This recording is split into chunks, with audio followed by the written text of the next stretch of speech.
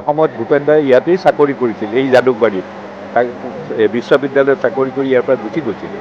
গতিকে ভূপেন দাই কৈছিলে মই ইয়াত থকাহেঁতেন মই হয়তো ভাইচ চেঞ্চেলৰেহে হ'লোহেঁতেন, তাৰ বাহিৰে মোৰ জীৱনত হয়তো একো নহ'লহেঁতেন। মই ইয়াতে ঘৰ এটা সাজি থাকিলোহেঁতেন ৰিটায়াৰমেণ্টৰ পিছত প্ৰিয়ম হাজৰিকাক লৈ, আৰু দেওবাৰে দেওবাৰে মই নিজৰৰ পৰালৈ গৈ ভাই ভনীবিলাকক চাই আহিলোহেঁতেন।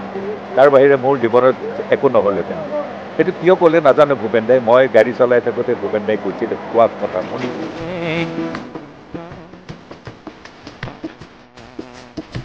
কিন্তু আজি আহি অকণমান বেলেগ লাগিছে, কাৰণ এই সমাধি নহয়, আজিৰ পৰা তেখেতসকলে ঘোষণা কৰিলে এইটো সমন্বয় ক্ষেত্ৰ বুলি ক'লে অসম চৰকাৰে।